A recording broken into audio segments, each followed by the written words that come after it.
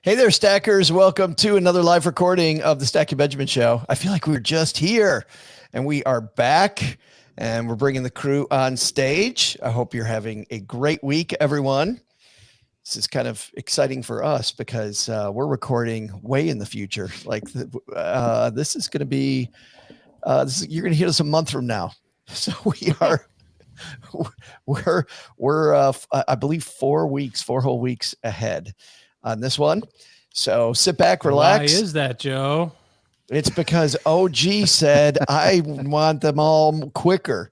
And I said, we do whatever you want, OG. Well, so that's marginally accurate. You're going to Purdue. I'm going to Purdue. I'm going to Northern Indiana. Alpacas, or I'm either going to alpacas or cornfields. You choose one or the other. All right. We got a great show. So Doug, you ready to do this? Show am. Let's roll it, my friend. 3, 2, 1. Live from the basement of the YouTube headquarters, it's the Stacking Benjamin Show. I'm Joe's mom's neighbor, Doug, and does our opening theme remind you of the Tonight Show? Well, if it does, you're in luck because today, just like Fallon and the gang, we're talking to some top guests, including the guy behind the Best Interest podcast, Jess Cramer. And the woman who's hoping that someday she can afford everything, but right now can just afford anything. It's Paula Pant. And the man who's never been more excited, that it's Friday, it's OG. And what are they talking about, you ask? We'll be diving into the topic of accountability. You're on your own, says one famous blogger, and we'll ask what that statement really means. But that's not all, of course. We'll also continue our year-long money trivia contest with our contributors. And now a guy who'd be just like Jimmy Fallon if he found a way to become handsome and grow hair and learn to sing, maybe dance a little bit, do a couple of impersonations. I mean, should I keep going? No. It's Joe Saul-Sehy. Hey, Stackers. Welcome to the Doug is Fire podcast. I'm Joe Saul-Sehy. And man, we got a great show for you today. Doug, how are you enjoying your last show? Is it fun? It's going to be a heck of a lot of fun now. I can say anything I want. I'm already canned. Right. The chains are off. He's considering the rest of this podcast to be the exit interview. That's exactly where it goes. I'll tell you what I'm thinking. Well, I got to tell you guys what we're thinking. We're thinking we got a great show for you today. Let's meet the players. Mr. OG is playing today with us. How are you, my friend? Super awesome. Thank you for asking. Day off for me today, so I'm just back here helping you guys. I should be working on your day off, doing God's work. That's I understand it to be double time. So just make sure we're clear about that. Come payroll time, I'm happy to be here. And the woman who's always double timing, but never running, maybe walking fast. Paula Pant is here. Yeah, that does. So what's double of zero? Easy, cowboy. Easy. That's two times zero. But you're right. I am never running. I am not a runner. I am opposed to running. But I do walk. I set the treadmill at like 2.6 miles per hour, sometimes 2.7 miles per hour. If you're getting crazy. Exactly. But slow down. Exactly. But yeah, hey, I'm 5'1". I've got like a short stride, but I will then put the treadmill up at like, a 12% grade. So wow. Yeah. Walking uphill. Yeah, exactly. Like the Both ways. like the Nepalese mountain climber I am. That's perfect. With zero elevation. Yeah, exactly. Right at sea level. That's fabulous. Now, Paula, if there were, how contentious this election, like every election is, right? Yeah. If you were, I think if somebody would come out against running, you would become a one-issue voter. Ooh. Well, I mean, I do think that people should have the freedom to run if they so choose. I just no don't matter what understand kind of why anyone would choose it. What kind of sicko they might be. Yeah, but hey, exactly. if you want to, Benjamin Franklin, wanted to protect that right. And the guy who is ready for winter to come because it's the end of September, Jess Cramer's here. You're way up there, way north, Jesse. Is it snowing yet? Let's get the weather report. It's not snowing yet, at least not that I can tell, but it could snow soon. October snow is not out of the question here in Rochester. And I just wanted to comment, I really like how in most places in this world, if you get let go of an employer, you are walked out, you are no longer allowed to make decisions. But here on Stacking Benjamins, we just give Doug a microphone. Like, say whatever you want. Our HR department may be a little lax, Jesse. It's a great policy. Maybe slightly lax. Well, we're not going to be lax about this. You know who sponsors this show, Jesse? I'm excited to find out. Is it State Farm today? It is State Farm. Yes. They're so good to us, Jesse. Did I cheat to get that right? You might have showed up at the last recording. This episode brought to you by State Farm. If you're a small business owner, it isn't just your business, it's your life. Whatever your business might be, whether it's cheating or whatever it might be, you want somebody who understands. And that's where State Farm Small Business Insurance comes in. State Farm agents, they're small business owners too, and know what it takes to help you personalize your policies for your small business needs. You guys ready? Everybody ready to do this with me? Let's do it. Like a good neighbor, State Farm is there. Yeah, that's great. Paula, they're gonna kick us out soon. Talk to your local agent today. Well, we've got a great show. Today's show actually is meant to kind of put, there's the carrot and the stick. I think today's episode is a little bit of the stick because I found this. Oh, geez, so excited. OG hates carrots. About time. Bring the wood. We've done almost 1,700 episodes, and finally one OG's down with. That's the most excited I've seen him in months. Going to share the negativity, but this comes to us from a blog called Abnormal Returns, and it's the Ritholtz gang of bloggers, and they've got a message that maybe we all need to hear. It's kind of a little Dr. Phil day on the Stacking Benjamin show. How's that working out for you? But before we do that, State Farm's not the only sponsor we have. We have a couple more that make it free. Let's hear from them today, and we're going to get this started. We got Jess Cramer here. OG's here and fired up. And Paula Pant is here along with Doug doing his last show. Let's get on it. Oh my God, that's funny. All right, here we go. It's not that funny, Joe. So, It's not making me laugh as much as it's making you laugh. Because I'm starting to believe it. As I mentioned, this piece that's the inspiration for today's chat comes to us from the Abnormal Returns blog, abnormalreturns.com. And it is written by the director of investment education at Ritholtz Wealth Management. Great. He just says, I am the director. Oh, Tadas Visconta? Bless you. Gesundheit. Yeah, what did you? 3, 2, 1. Tadas Visconta, who's the director of investor education at Ritholtz. Thanks for the help with that, Jesse. Let's dive into what he says, because the name of this piece is You Are on Your Own. And he says, the rise of the degenerate economy is obvious to everyone now. As Howard Lindzen writes, quote, the degenerate economy is definitely bleak, but it's not going away. The bottom line is no one's coming to save you from blowing up your financial life, not even the SEC. Then he goes on this little mini rant where he talks about writer Robin Wigglesworth, who was on the show. Robin, when he was on our podcast, was talking about the surprising fact that no, it wasn't John Bogle who created the index fund. John Bogle was actually against the first index fund. It was a bunch of other people. And we'll link to that episode in the show notes back from October of 2021 when he was on.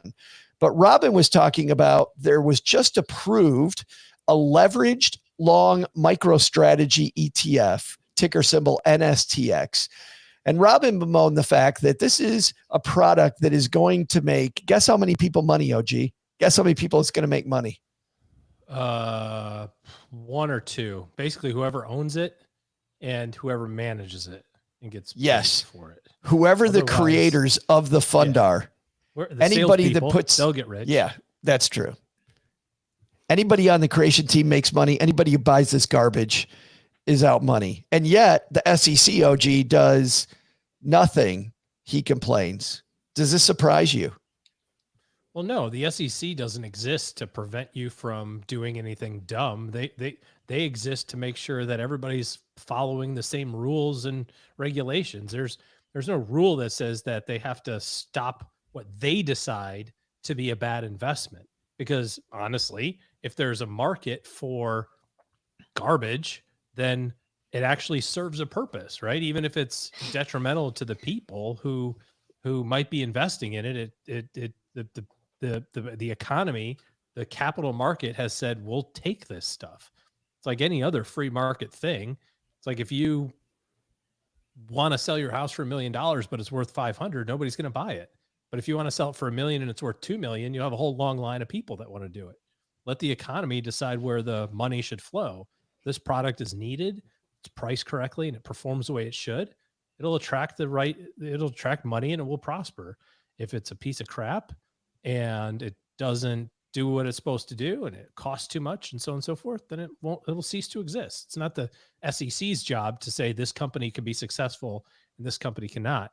We just to make sure everybody's disclosing everything correctly so that you can make an intelligent decision as an investor. Do you agree with that point of view, Jesse, that this is just capitalism at work? I mean, I agree with what OG said, but we're going to go down an interesting conversational path today, which is a little bit political or a little bit social in nature, socioeconomic in nature, where, my mind immediately jumped to the idea that as a society, we've decided that heroin and methamphetamine are very illegal, that tobacco and alcohol are allowed, but with some restrictions, but that you can eat all the sugar you want. I could sit here and make arguments that all those things are unhealthy for you. And, so someone could make an argument and say we should restrict all of them. Another person should make an argument and say, let people take whatever sort of substances they want. And this conversation is going to be similar in nature, just financial in nature, which is to say, well, should any sort of financial instrument anywhere on earth be legal? Does the government have a role in protecting us, or who in the government decides what needs to be protected against? And that's where you kind of get this slippery slope or this gray area that I think should be a fun conversation because of that. Yeah. Paula, where do you come down there? The more interventionist a government is, the more opportunity there is for lobbying and special interests to take hold and sway those interventionist policies. I'm not sure that a group of bureaucrats are the best decision makers when it comes to assessing the quality of either nutrition or investments. And so to that end, it seems that the so long as there are sufficient disclosures, so long as there is sufficient transparency, it is ultimately the free market and the end user that should decide. So, based on what you just said, when Jesse talks about, compares it to other types of products, you're saying if you let it be legal, like whatever it is, let it be legal and buyer beware. Yeah, exactly. I think transparency is important. Disclosure is important because that is how people become informed consumers and make informed decisions. Beyond that, you have the information. It's up to you to make the decision. I think there is a misconception, Jesse, about what the SEC does. I know I've seen online forums. I'm sure you've seen online forums. I can't believe the government doesn't do anything about this. And yet when you take what OG and what Paula just said and what you just said, that's not really the SEC's job. And so I think there's a lot of people out there that don't realize, hey, nobody's coming to help you. Like, don't blame the SEC if you get stuck in this stuff, this garbage, this, what's it called? MSTX or whatever the other piece of garbage is. That's on you. Yeah. I mean, is it outright fraud? Like the SEC, part of the SEC's job is to preventing an outright fraud or like things that are purely predatory in nature.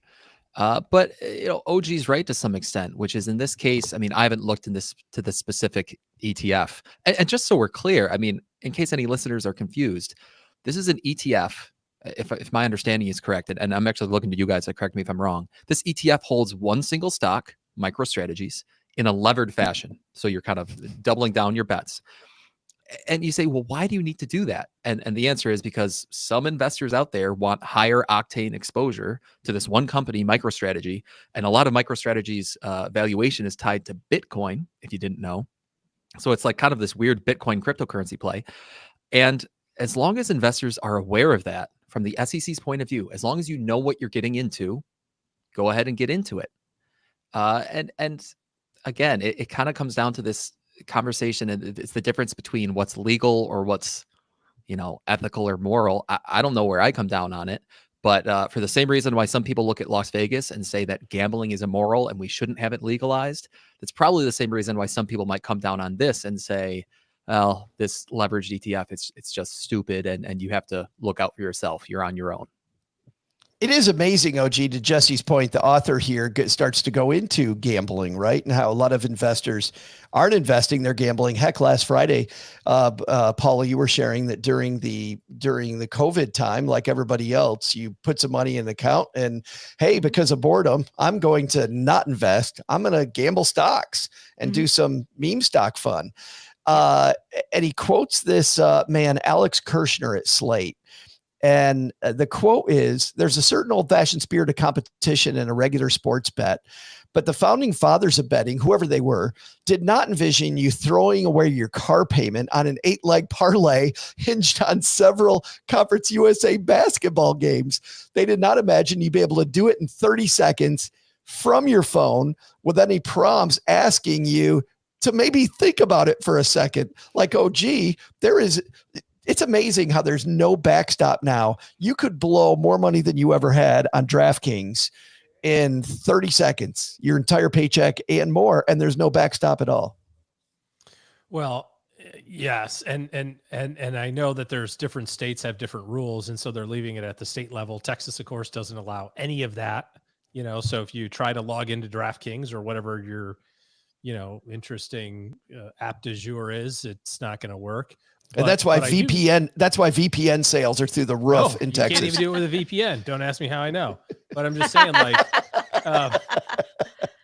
but I do know that on some of the casino apps, they do have things that will pop up after a while. Be like, hey, so you've been spinning this wheel for about an hour and a half. Maybe you want to take a break? Where they don't do that in person. So at least on the app, they can kind of pre-program those alerts to alert you. But yeah, exactly right. Like, who's the judge, jury, and executioner of you deciding whether or not you get to spend your money in any way you decide to do it, right? Short of being completely illegal. And I guess, there's that bright, big, broad brushstroke that Paula said of like, well, who gets to decide that? Does somebody want to get the door? Yeah. Your vacuum cleaner salesman is here. Oh, I don't get that joke, but okay. Well, we can hear a doorbell loud and clear somewhere. We have no idea where. Cool. But hopefully not. But anyway. But anyways, continue. I liked what Paula said about, as long as the disclosure is there. And I was thinking back on like the tobacco industry, right? And how for how many years it was like, oh, it's totally fine. Your doctor prescribed smoking for health reasons, and how silly that sounds. But the issue wasn't that people didn't know that it was bad for them, because undoubtedly, it doesn't make any logical sense to most people that inhaling a bunch of smoke into your lungs would be healthy. But there was the problem was that all of the politicians were bought out, or a lot of them were, and all of the information associated with it about exactly how bad it was kept on getting buried more and more, and very hard to get out into the public, whether it was from the lobbyists or whatever. So I think, and you're seeing this with using smoking as an example, you're seeing this with like vaping, right? Like, what was the story with vaping for the first X number of years it was around? It's just water vapors. Like, wait a second. That doesn't sound healthy either. I'm not a fish. I don't think I'm supposed to inhale water. You know, it's like, but why do I feel different if I, smoke a vape thing or whatever it is? Like, well, it's all the chemicals. Like, right. So how did they get in there? It's just water vapors. And now all of a sudden everybody's like, yeah, okay, that's not healthy either. Like, really? I mean, it seems like they condensed the time frame from how long it took the public to get around to that. As long as you have the opportunity to have the information, if you know that this is a fair game of poker, or you know that this is a fair game at the casino, as fair as you can make a casino game, or it's a fair game in the stock market, why do I have to have somebody say, well, listen, I don't think you're in a good enough spot to be able to handle this right now. So we're not going to let you do it. You know, the author, it's a fair thing. I should be able to do it. It's my money. But the author does bring up the speed at which we can make bad decisions has definitely increased. Like the rapidity of these bad decisions. It is funny that, we talked about blowing your budget. We would talk about, for maybe the first 7 or 8 years of this podcast, it was going to restaurants, right? If you go to a restaurant on a random Tuesday and you just don't care, you're just doing it because you're a little lazy, that's kind of stupid. And you're just blowing cash. And like contributor Greg McFarland used to say, if you order alcohol, just because you're out at this random dinner and you don't care, you're wasting tons at home. Am I right, Doug? Perfect. Absolutely. Just get the alcohol in you at home ahead of time, pregame at the very least. But think about the discussions we've had lately on this show. Are we wasting money on DoorDash? Right? We're having the restaurant and having it come to us, and I can do that on my phone. I'm not having the neighbor take me to the airport. I'm using Uber to take me to the airport. I'm not buying anything. I'm renting all my stuff. I can do all this from my phone. Yeah, but all those things have served an economic purpose and are viable solutions to problems, right? For every person that says Uber sucks, there's a bunch of people who are like, this is a godsend because now I have a bunch of transportation options, where in my town I had one taxi guy, and now I have 20 Uber drivers who can help me get around and do the things that I couldn't do before. So it's definitely served a purpose.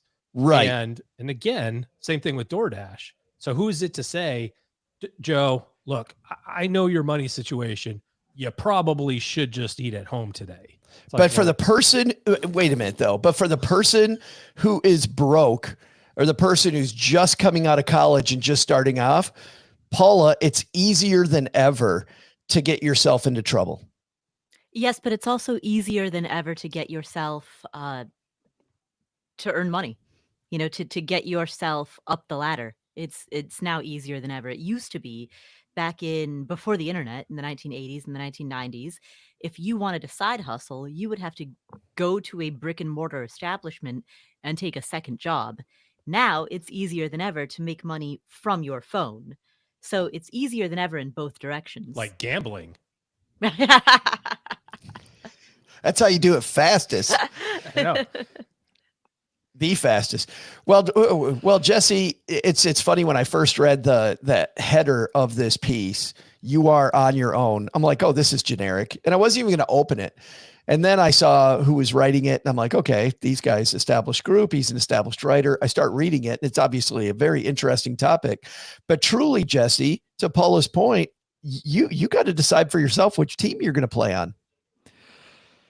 No one's looking out for you, Joe. And I mean, I don't know. I don't mind taking the other side of this conversation to some extent. I'm happy to go back and forth a little bit, only because here we go. I think state, and this, I'm stealing some words from the late great Charlie Munger here. State-sponsored lotteries are disgusting and contrary to the interest of civilization. Sports gambling, like all gambling, is a tax on ignorance. I don't think they actually add anything to society. And so again, I don't know whether it's the government's job to tell us how we can or can't spend our money. In that case, I'm willing to listen to other thoughts, but yeah, I mean, I personally think the lottery and sports gambling are not adding anything to society. I think we'd all be better off if someone came in and got rid of them. I don't think that we need to, in the spirit of free market, allow a for-profit gambling company to create an unbelievably addictive app to to send out to, like you alluded to, Joe, to people who are fresh out of college or just off on their own. And it's susceptible to, we're all human. We all fall for addictions in the same kind of way or ways. And yeah, I just don't think it's a net positive for society. And I think it's okay to look at things that way, not from the individual point of view, but from the society point of view, and just say, is this a good thing for us to have or not?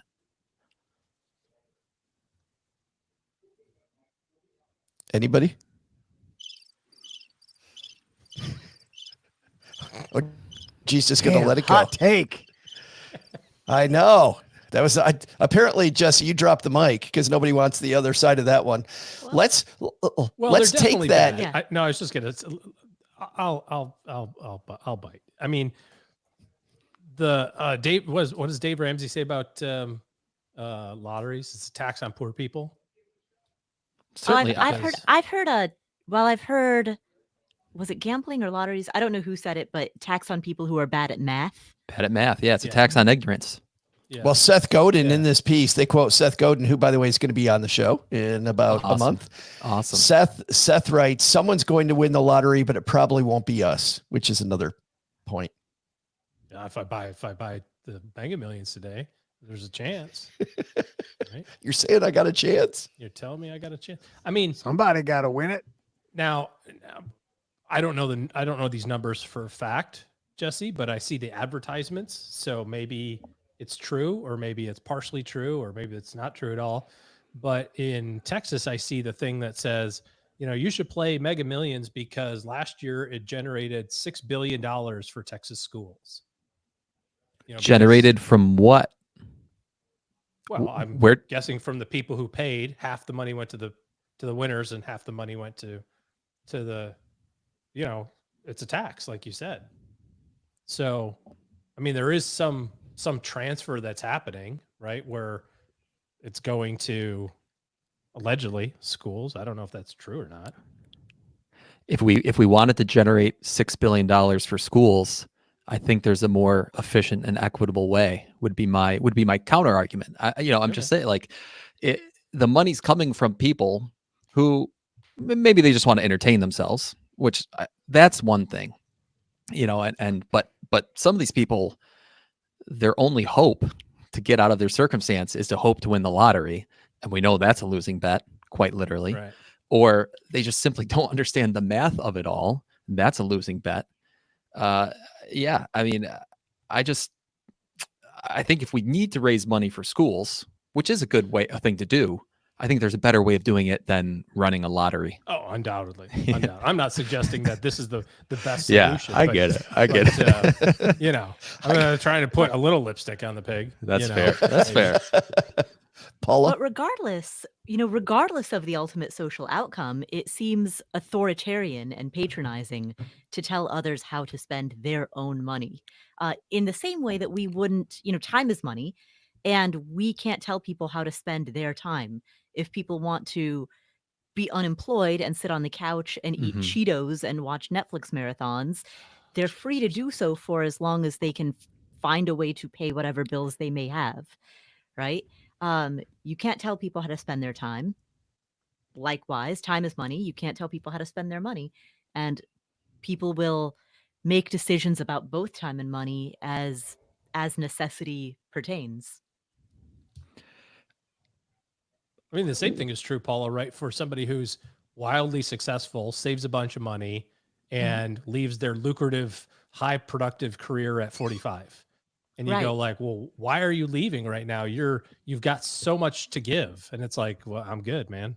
You can't make me work, Yeah, I'm exactly. I'm happy and content where I am, So But it is where's the line drawn on somebody saying this is good for you or this is not? Because forcing me to or restricting me from doing one thing is the same as saying, well, you're 45, you're a great doctor. I mean, you can't quit yet. We need good doctors. We need you to come to work for the next 15 years. You're like, I don't want to do that. Yeah, exactly. It's authoritarian to try to be the dictator of that. It is interesting though, because you think about the lottery system, to go back to the lottery analogy, then how come we don't let individuals run their own lotteries, right? Individual people run their lotteries. And by the Those are way, lobbyists. we we used to, and the lotteries were incredibly predatory, and so they made them state governed so that we had some box on it. So it's funny how this does come down to partially some arbitrary lines. I don't want to stop there. Yeah, I also want to. I would also add to that real quick, Joe. You mentioned a lot of it. As soon as you said this about predatory, I thought about like the payday loans, right? That's been really reined in over the years, and it's like, again, at some a little counterpoint, I suppose, but at some level, somebody has to step in and go like, dude, you can't charge somebody 3,000% interest. Like, we get it. You're lending somebody some money. It's a risk and so on and so forth, but you have to have some sort of cap. And states have come in, or banking rules have come in and said, this is the maximum. Like, why did they pick that number as the maximum and not 1% higher? I don't know. Somebody somewhere said, I'm the expert at this. And supposedly self-appointed expert, probably. Jesse?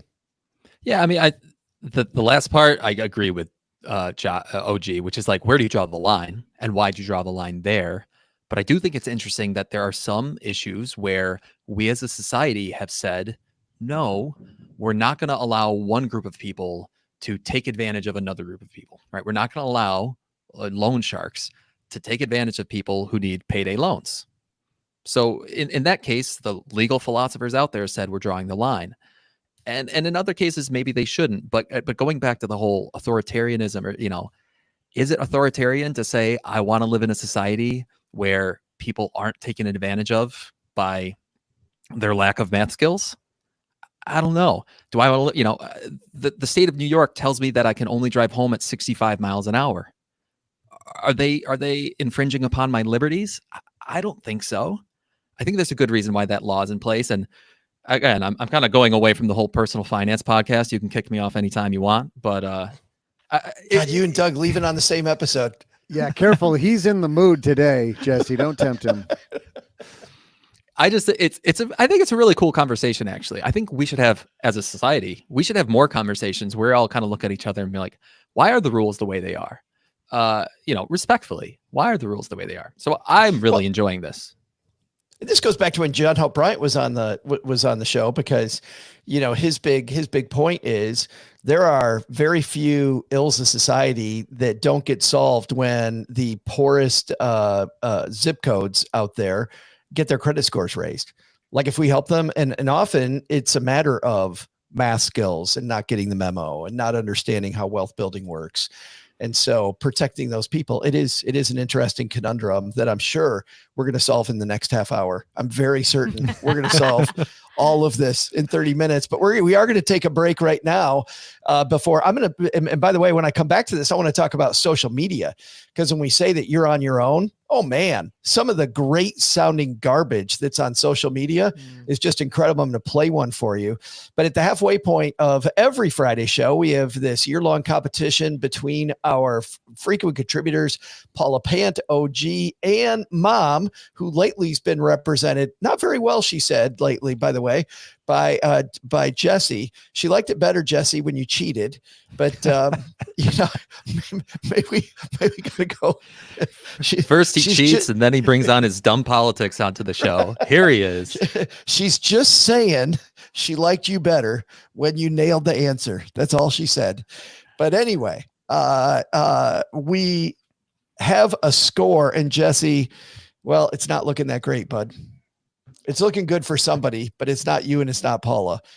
OG last week increased his lead. He has 14. Mom, aka Jesse, has 10. And Paula has 8. Paula, I think if you're going to win, I think you got to get going this week, sister. Woo. All right. It's the time. This is the decision maker for the 2024 outcome. But well, I don't know if it is, but near the end of the season, when they're like, if they don't win today, Right. we're getting close to that spot. But I'd love to see a Paula Pant run starting today. But Doug has the question. Doug, what are we focused on this fine Friday? Hey there, stackers. I'm Joe's mom's neighbor, Doug, and today's a big day in money-making history for tonight. You know what I'm saying, of course. Tonight is what we're all about today. Well, that doesn't make any sense either. What I'm trying to say is that tonight first came online on what day? On this day. Or, tonight. How about what year? Yeah, that's it. What year today was tonight first tonight? Nothing? I mean, you get what I'm trying to say, right? I got it. All right, I'm picking up what you're laying down. Let's I'm going to try it this way. Here's We'll try it this way. Dougie. Here we go. To clarify, what year did the show called Tonight, later to become The Tonight Show, first air? Yes, that's it. I got it. I nailed it. That's There you better, go. right? We'll do it one more time. What year did the show called Tonight, later to become The Tonight Show, first air on today's date? Tonight, like years ago. I'll be back with the answer as soon as I practice saying, here's Joey. That's got a ring to That it. doesn't sound right. That's don't know. perfect. That's great. We should start every show with that. All right. OG, you're going first. The Tonight Show debuted on today's day in history. What year? Well, I'm old enough to remember that there was a point in time when TV would stop. I don't think Jesse or Paula would know that, but they played the national anthem, and then everything went off. It's also because you grew up in the sticks, and they did that out there back then. No, I didn't. I grew up in a city. Wait, You Not wake a up because they bougie were city like because they had Bloomfield Hills. they had the national anthem playing, and then there was just fuzz. And then it went to snow. Yeah, Yeah. That was always TV after the wasn't Tonight Show. 24 hours? What? No, wow. It's incredible. I didn't Yeah, know like that. literally it would be the national anthem, and then it would just Yep. end. Like then TV was over. So if you're not in bed yet, you better be, because there's nothing to watch until 7 a.m. Today we're ending our broadcast day at WKBS. Yeah. Whatever. This station is blah blah blah blah blah blah blah. Yeah, it's just you'd think they'd play like taps or something. And then what Different happened, colors. Grandpa? I know enough old guy stories. I'm just trying to place like when that could have happened. So Tonight Show, Fallon, the guy before him, car guy, Jay Leno, Jimmy. I don't know. Is Jimmy in there? Is there a Johnny? There's a lot of J's. And I feel like there was more people before Johnny Carson. Obviously. So I'm going to say that you said Tonight, and then it changed to the Tonight Show. I'm going to assume it's kind of one continuous thing that just rebranded it. It is, yeah. Not get cute with it. I'm going to say that it started September the 27th in 18. I'm just kidding. 19. I just want to see if Paula would say it. 1462. In 2000 and let's say 19 and 1956. I feel like that's a really good number. 1956. I'm very excited about that number. Why? I just feel good. It's like I got a lot of tingle came through me when I said it. Okay. Jesse? No tingle over here. Is that the question? So 56, interesting answer. Now, my parents were born in 55 and 58. And just something about seeing their childhood pictures, I just feel like the Tonight Show and that kind of brand of TV wasn't quite there yet. But I also think by like 1970, I'm thinking to myself, like Carson might have started in the early 70s. And I don't think he was the first one either. So I'm going to say a little bit later than Josh. I'm going to say 67. 1967. Paula, what do you think? That You was my got second guess. got 11 years between those. Yikes.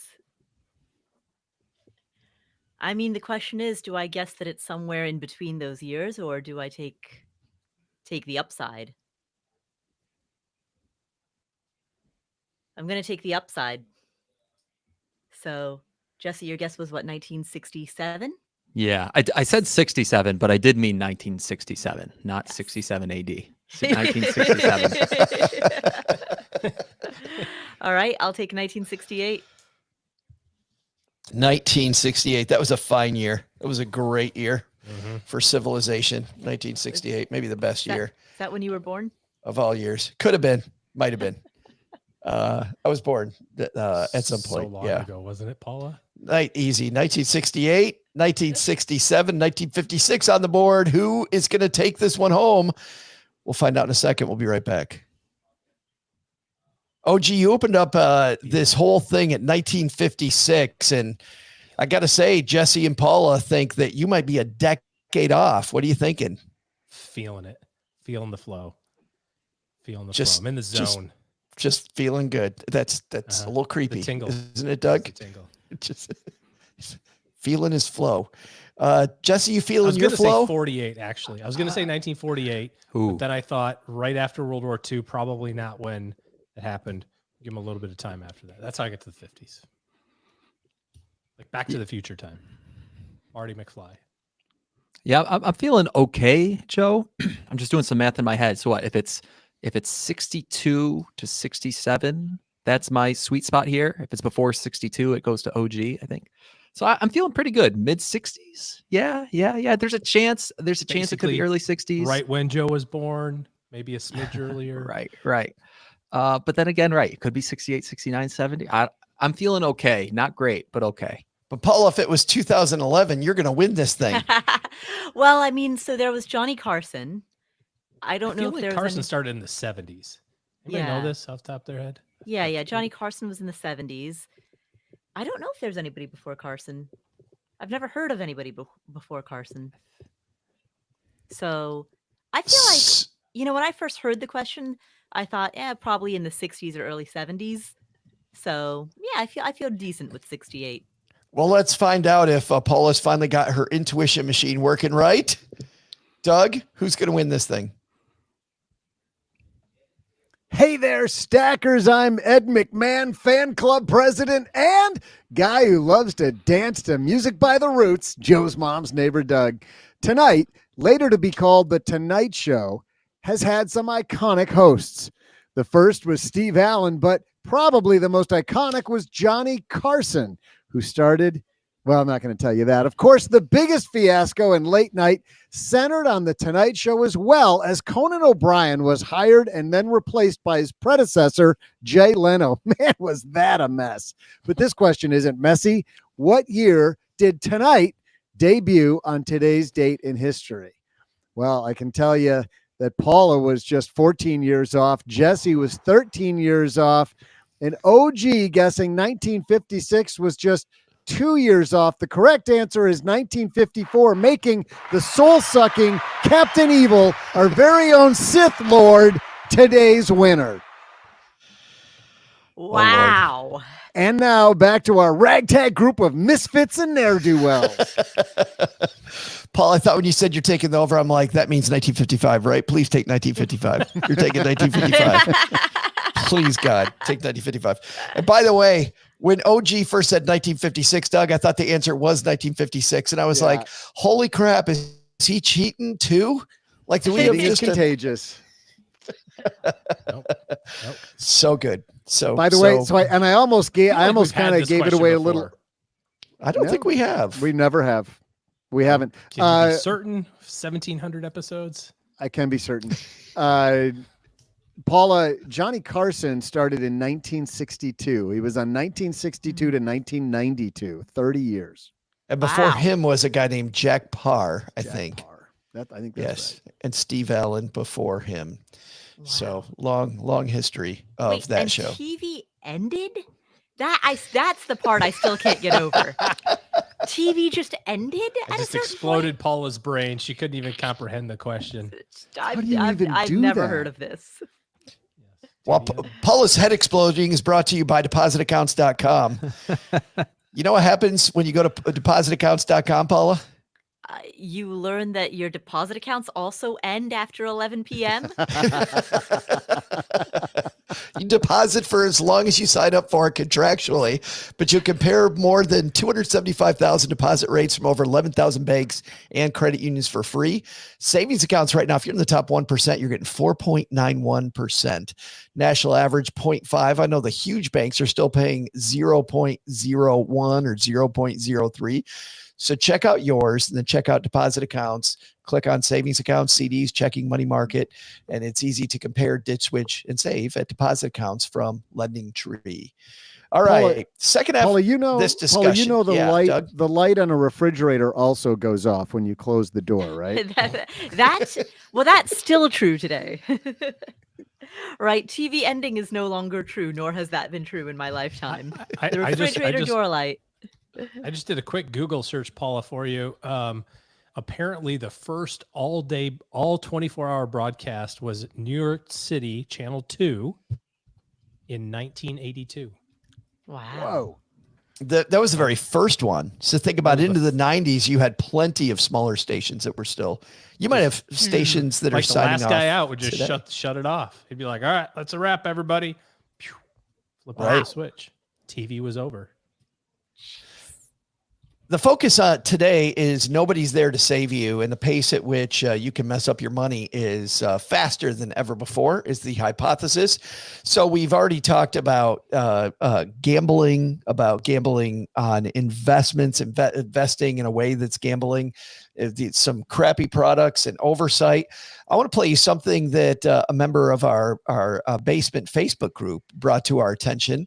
This is, this was presented as, what the government, what the IRS doesn't want you to know. And this comes from Instagram. Listen to this, you guys. Life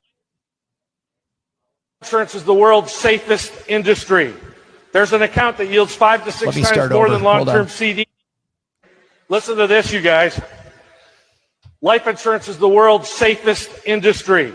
There's an account that yields 5 to 6 times more than long-term CDs, has guaranteed returns in most cases, does not have to be reported to the IRS, can be accessed by any time without penalty, lets you retire 100% income tax-free, and yet almost no one knows how wonderful these plans are because the government places tight restrictions on the advertising of these accounts, even though they are 100% legal. Why are they secret? I'll tell you in a moment. The only way to prove that is to own some. Now, why can't we advertise all the greatness of cash value life insurance? You ready? The government places tight controls and restrictions on the advertising on these accounts because they can't make a dime off of them. If we sold cash value life insurance to everybody in America, there'd be no tax revenue for these guys to screw up. When the money goes in, it accumulates without current taxation. When you take it out as a retirement benefit, it is paid out tax-free. And when you die, the death benefit is paid tax-free. Let me ask you something. Don't you think you ought to get out there and tell America this right now? Guys, obviously talking to insurance agents about the miracle of permanent life insurance. Agents and not consumers. And people who know us know that you can use there's, by the way, I don't think there's anything he said that's not true, except for his conjecture that that the government doesn't want you to know about it because they can't tax it. Jesse, seems like buyer beware when it comes to what you see even online now. Yeah, I mean, I'd have to go back through and listen to that point by point and see if there were a few of those things made me raise my active eyebrows here. But yeah, I mean, social media is rife with insurance sales pitches or investing sales pitches or just sales pitches of various types. They're everywhere. I get sent them pretty frequently of, Jesse, what do you think about this? What do you think about that? Whether it's from a reader, a listener, a client, whoever, like people see these things.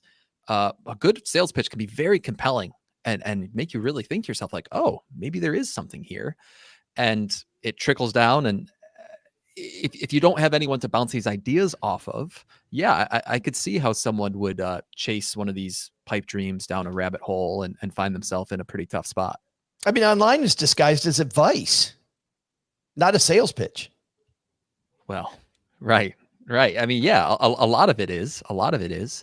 But yeah, it's always good to look into these things and say who's the speaker and what are their incentives. And again, this is, I think, the second time today I'll bring up Charlie Munger, whose famous simple quote, "Show me the incentives and I'll show you the outcomes." Mm-hmm. Right? If you understand someone's incentives, you can understand the outcomes that they're looking for. And if someone with no dog in the fight is giving that speech that you just played for us, Joe, okay, that's one thing. If it's an individual who profits from the insurance industry and is speaking to insurance agents about selling more insurance products to people like you and I, well, all of a sudden now it kind of changes the way that we should look at that statement, doesn't it? Yeah. We've got a lot of hills we just created that people need to battle on, Paula. So let's start on the other side of this. Let's go from the negativity of we can screw this up faster than ever to the positive. Where do we begin? I mean, obviously marketers are after us faster than ever, and they can take our money faster than ever. So if I'm starting to put my financial plan together in 2024 or beyond, what is step one of creating a rock solid plan to not just stave off the types of people we were talking about and stupidity and create a plan? Well, I'd say the first step is to get educated, because the more that you know about a given subject matter, the more that you are able to see through marketing spin and make, intelligent assessments of different ideas, different products, different services, different plans. Where do you start that education? On the Stacking Benjamin show, probably. Yeah, you do. You truly do. You listen to podcasts, you read books. What's great about books is that they're, as opposed to things that are published on TikTok, there's a vetting process when it comes to books, assuming the book is traditionally published. And so there's a much more rigorous vetting and editing process before a major publishing house puts that material out for public consumption. And what's funny about that, though, those walls, as you know, are also coming down quickly as well. They are. But there are, the big five publishers, they trade on reputation in a way that some smaller publishers don't. Now, that isn't to say, avoid smaller publishers, because that's where a lot of innovation comes from. But education is reading and listening to a very broad array of voices with a broad array of opinions. And you start to not just hear what they're saying, but unravel why they're saying something. So if you think of an XY axis, right? The horizontal axis is what people think, right? If you think about discourse being along a spectrum, there is the spectrum of what you think. But then that vertical axis, the y-axis, is how you think. And there's lower level thinking that appeals to base, fear, greed. Like it appeals to really base, visceral elements of the human experience. And then there's higher level thinking, where we think in nuance and abstraction. And so as you consume material, you filter not necessarily for what somebody thinks, which exists on that horizontal line, but rather for how they think, which exists on the vertical line. And you'll find thinkers who are in that higher level of the y-axis who might have a broad range of opinions along that x-axis. And that's where you can really start to see how nuanced critical thinkers may disagree on the end subject matter, but they have, what you learn from them is you learn their processes. So you learn that regardless of your opinion about the hypothesis, you learn which scientists have a good fundamental decision-making process. It's funny, halfway through college, I changed my strategy from taking my electives based on the titles of the courses to instead taking my electives based on the strengths of the teachers, almost exactly what you're talking about, right? Because I wanted to see how these great thinkers at Michigan State thought. And it was It actually, even though the classes were harder, it made education a ton more fun. OG, you know, Paula talked about getting educated, but I said recently at a Camp FI, it isn't about what you know, it's about what you do, right? There's these broke professors out there all around us that have studied and studied and studied, do nothing with it. When it comes to rubber meets the road, what is the thing you do first when you're trying to put together your plan? I'm still stuck on the great thinker Michigan State content. Just getting tons of great thinkers versus that ugly school closer. Yeah. I mean, the reality is that it's just yellow. It's not maize, by the way. I know that we were making fun of Ohio on Monday, and what's the color, Doug? Scarlet. But come on, maize, really? Maize? It's a very distinct shade of yellow. Yeah, my God, it's yellow. It's a type of. Come to East Lansing, the non-pompous part of the state, where we just call it yellow. We call yellow. Our uniforms are green and white. Fight. Anyway, OG, back to you. Back to me. Burn a couch. Rah, rah. Yes. We won a game. Burn a couch. We lost a game. Burn a couch. Like, wait, what? I think the biggest piece when it comes to all of this stuff is the action that you can take, the most logical next thing. I think Tony Robbins is really well known for goal setting and conversations around goal attainment and kind of your mindset thinking about this. And one of the things that he talks about is to never leave the thought of a goal without doing the first logical step, like whatever the next thing is. If you're thinking about, oh, you know, it'd be fun to go to Europe, you know, for a week, or it'd be fun to take the family trip to, I don't know, Peru, or, you know, just making places up. You could like you know, you got to order the travel book about Peru, or, you know, or do whatever, right? Like, do the next logical thing in the process. You're not going to book a trip to Europe without figuring out what country you want to visit, or countries. You know, you got to do the next logical thing. And so when it comes to your financial planning, and it's like you're thinking, oh, I should probably do something for retirement. Well, do the next logical thing. Set an appointment with HR people and go, hey, what options do I have here?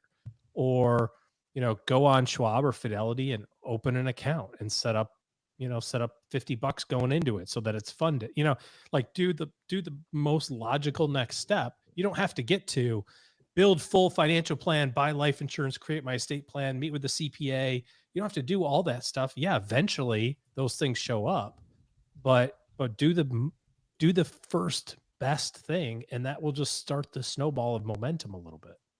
It's funny. You and I were having a great conversation earlier today off mic on this same topic. We were talking about a good financial planning firm. And you said, OG, that when somebody asked the creator of this firm why they were so successful, he didn't say because we do comprehensive planning, and they do. He didn't say because of the way that we work with our clients successful, because we do. You said what? Yeah, we just solve whatever problem they need. Yeah, we solve what they're worried about right then. Yeah. Which is, if you're passionate about something right now, go do the thing about that thing. That will lead you to comprehensive, which is, I think, OG, where this firm got with their clients.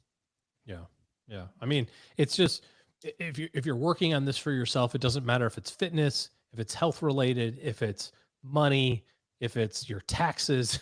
You know, I mean, pretty soon we're gonna be talking about that. It's like sitting down on a Saturday afternoon with TurboTax and a bunch of PDFs on your computer, or trying to wrangle all those things, is a giant pain in the butt.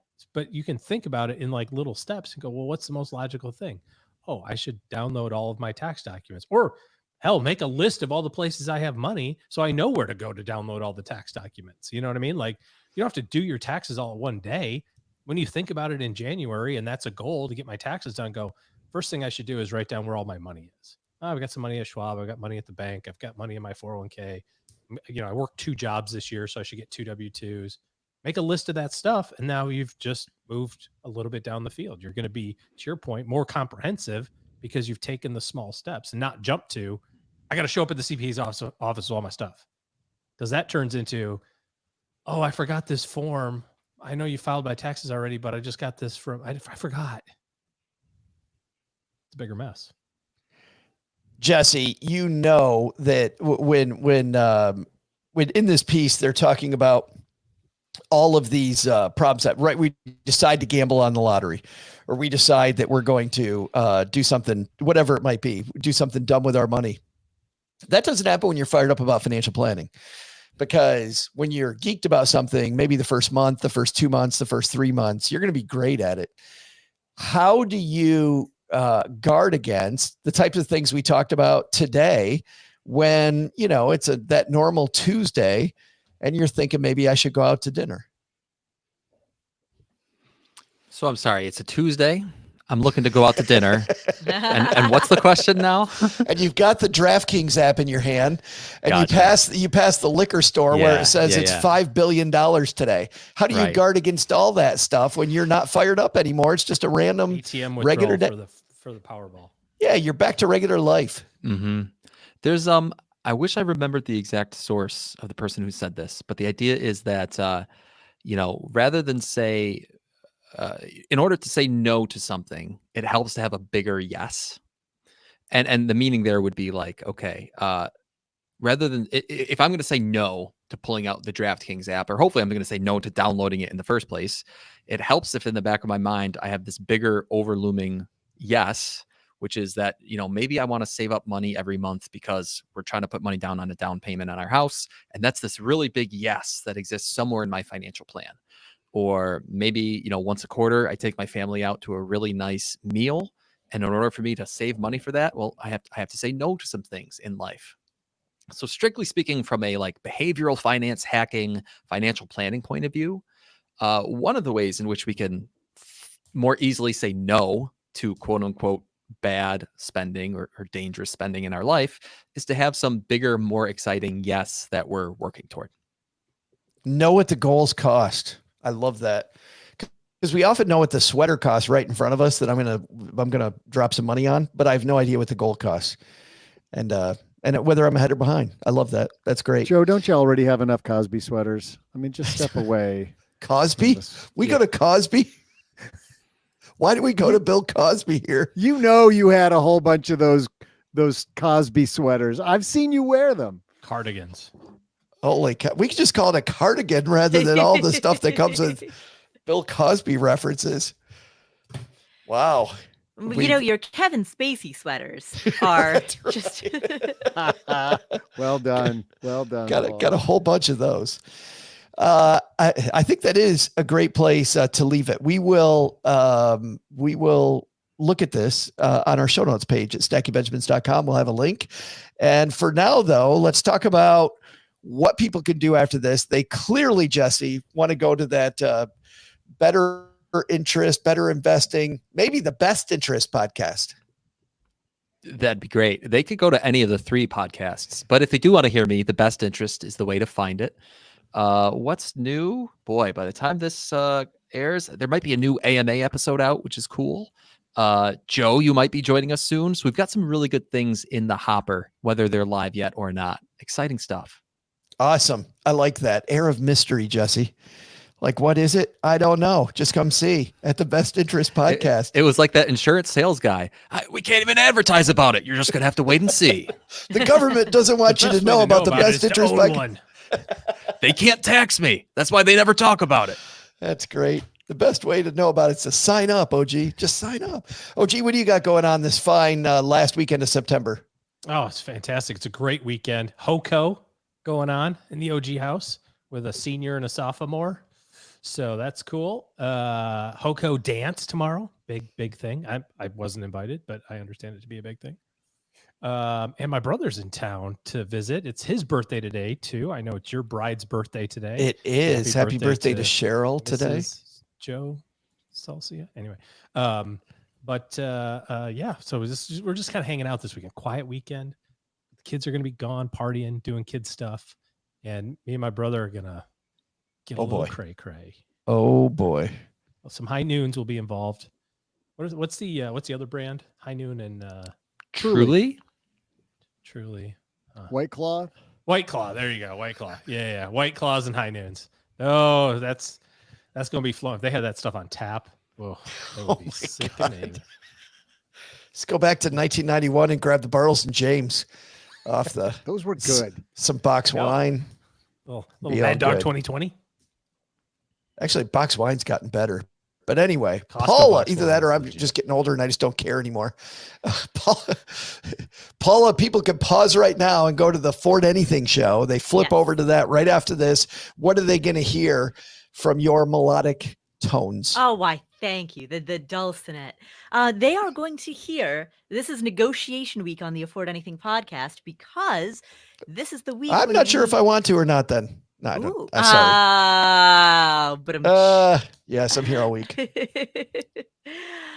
this is the week when we are making our course on how to negotiate, and specifically with a focus on how to negotiate for a raise. Although we'll also teach you how to negotiate for a car or a freelance contract or anything like that, but with a super focus on how to get a raise. This is the week when we are opening that course up to a beta tester cohort. So if you want to get in on the ground floor, be part of the founders crew, and get access to it for cheaper than it will ever be, this is the week to do it. So the September 23rd through 27th is the week that it's available, and that is rapidly coming to a close. Awesome. And that is on the Afford Anything podcast. Yes. Where Finder Podcast are. And you know what? And we'll link to the negotiation course specifically on our show notes page. I would love that. Thank you. Thank you, Paula. And thank you, Jesse. And thank you, OG. It's been another great Friday. Doug, wrap this up with a big old bow. What should be on our to-do list today?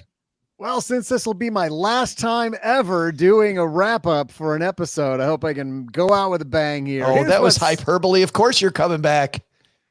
Okay. I don't hear a lot of veracity in the tone of your voice there, Joe. It sounds like he's about to take Paula's negotiation class now. He's going to be asking for a raise. That's right. We'll give him 40% more money. Right. Here's what's stacked up. Can I just do it? Get out of here. Here's what's stacked up on our to-do list for today. First, take some advice from Jesse. He had a couple of really kind of mild, totally non-provocational takes today. He didn't drop the mic or anything. Hey, Jesse, how about summarizing one of those for us? Don't be a stupid gambler, but instead find your deeper yes. Ooh, all right. All right. Hey, second, Paula, before we turn off the podcast transmitter for the night, please enlighten us about your thoughts on accountability. Well, it is easier than ever to blow your money, but it's also easier than ever to make money because you can do both of those from your phone. So you're saying DraftKings is okay. But the big lesson, don't try to create your own Tonight Show set in the basement. I mean, you take one bed sheet off the line one time, you wrap it around your waist, and mom thinks we're going all toga party down here. Hey, that's an idea. Who wants to have a toga party? No? All right, your loss. I was going to recreate that scene from Caligula with the grapes. Oh, no. No, not those grapes. Relax. Thanks to Jess Cramer for joining us today. You'll find his Best Interest podcast wherever amazing podcasts are found. We'll also include links in our show notes at stackingbenjamins.com. Thanks to Paula Pant for hanging out with us today. You'll find her fabulous podcast, Afford Anything, wherever you listen to finer podcasts. And thanks also to OG for joining us. Looking for good financial planning help? Head to stackingbenjamins.com/OG for his calendar.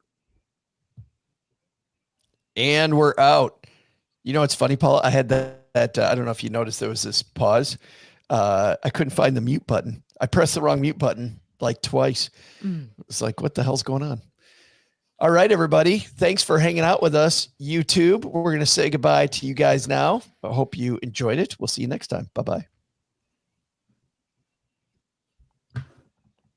And the same to you people on Twitter/X. Thanks for hanging out. We'll see you next time.